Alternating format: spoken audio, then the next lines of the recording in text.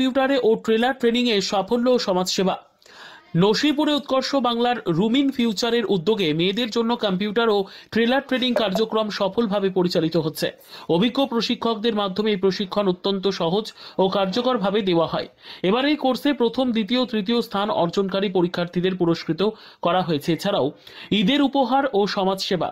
পবিত্র ঈদ উপলক্ষে উৎকর্ষ বাংলা ও রুমিন ফিউচারের যৌথ উদ্যোগে নসিপুর গ্রামের দুস্থ ও অসহায় মানুষদের মধ্যে কাপড় ও লুঙ্গি বিতরণ করা হয়েছে। এই মানবিক উদ্যোগ এলাকায় ব্যাপক প্রশংসা কুড়িয়েছে। অনুষ্ঠানে বিশেষ অতিথি এই কর্মসূচিতে প্রধান অতিথি হিসেবে উপস্থিত ছিলেন লালগোলা ব্লকের উৎকর্ষ বাংলা বিভাগের কর্মকর্তা মাসাদুল শেখ। এছাড়াও অন্যান্যদের মধ্যে উপস্থিত ছিলেন প্রাক্তন লালগোলা পঞ্চায়েত সমিতির সভাপতি মোহাম্মদ কামরুজ্জামান, নসিপুর গ্রাম পঞ্চায়েতের উপপ্রধান শাহাবুল শেখ, এলাকার প্রধান শামসুদ্দিন শেখ, স্থানীয় বিশিষ্ট ব্যক্তিবর্গ। সুচারু আয়োজন। অনুষ্ঠানটি সুষ্ঠুভাবে পরিচালনা করেন নসিপুরের সমাজসেবী মইদুল ইসলাম। উদ্যোক্তাদের বক্তব্য।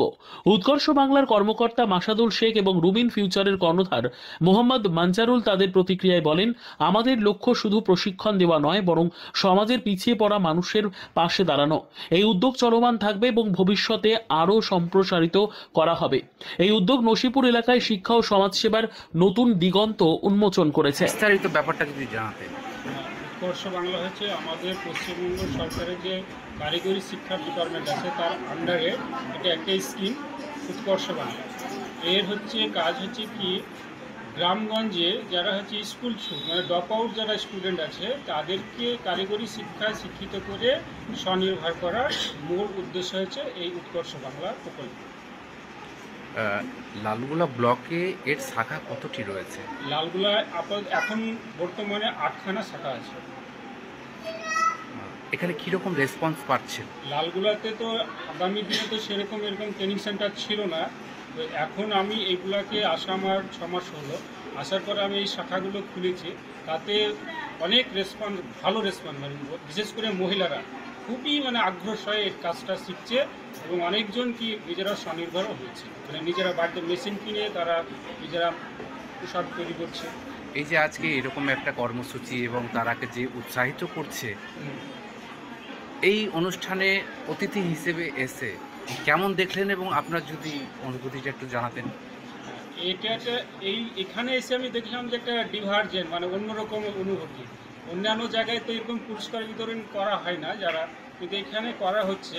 খুব ভালো লাগলো আমাকে যে এখানকার একটা নতুনত্ব এরা তুলে ধরেছে। অন্যান্য সেন্টারে যদি এরকম করে তাহলে উৎসাহটা আরও বেশি বাড়ে। জনসাধারণকে কি বার্তা দেবেন? জনসাধারণকে বার্তা আমি দিতে চাই যে এই যে উৎকর্ষ বাংলা যে স্কিমটা, যেখানে ফ্রি কস্ট, মানে 1 পয়সাও লাগে না, বরঞ্চ সরকার থেকে পার ডে হিসাবে 50 টাকা করে দেওয়া হয়। এই সুযোগটা হেলায় হারাবেন না। সবাই যাতে এই প্রকল্পে অংশগ্রহণ করে নিজেরা স্বনির্ভর হন এবং নিজের ভবিষ্যৎ গড়ে তোলেন, এটাই আমি চাই। লালগোলার কোন কোন জায়গায় এর শাখা এখন অবধি আছে? লালগোলায় এইখানে হচ্ছে নসিপুরে একটা আছে, আর হচ্ছে লালগোলায় যে প্রপার যে লালগোলাতে ওখানে 2টো সেন্টার আছে, যেটা স্টেশনের আশেপাশে। আর আছে আপনার কেডিপাড়া, যেটা হচ্ছে আইমা রিজিপিতে, ওইখানে 2টো আছে সেন্টার। আরেকটা হচ্ছে ওই পীরতলা, যশোইতলা যেটা বলছে ওইখানে। আর আরেকটা আছে ওখানে একটা। আপনার নাম পদবী? আমার নাম হচ্ছে মাসাদুল শেখ। আমি উৎকর্ষ বাংলার বিএলএস ডেজিগনেশন, আমি বিএলএস পদে আছি। বস্ত্র বিতরণ ছিল এবং ছাত্রীদের পুরস্কার বিতরণ ছিল। কি উদ্দেশ্যে? ছাত্রীরা উৎসাহিত হয়ে আরও অ্যাক্টিভ ভালো হতে পারে, বা স্টুডেন্টরা অ্যাটেন্ডেন্স আরও ভালো করতে পারে, আরও জবের দিকে যেন আগ্রহী হয়, মেয়েরা যেন স্বনির্ভর হতে পারে, সেই কারণে। এই উৎকর্ষ বাংলা যেটা, যে এসে আপনারা কীরকম রেসপন্স পাচ্ছেন? আমরা মেয়েদের কাছে প্রচুর পরিমাণে ভালো রেসপন্স পাচ্ছি। মেয়েরা জবের দিকে আগ্রহীত এবং এই ট্রেনিংয়ের উপর প্রচুর আগ্রহ। মেয়েরা স্বনির্ভর হতে খুব ইচ্ছুক বা স্বনির্ভর হওয়ার জন্য আগ্রহ, অ্যাটেন্ডেন্স খুব ভালো। আমাদের খুব আরও অনুপ্রেরণা যোগাচ্ছে যে আমরা বাস্তবায়ন করতে পারবো, মেয়েদেরকে সাফল্য অর্জন করাতে পারবো।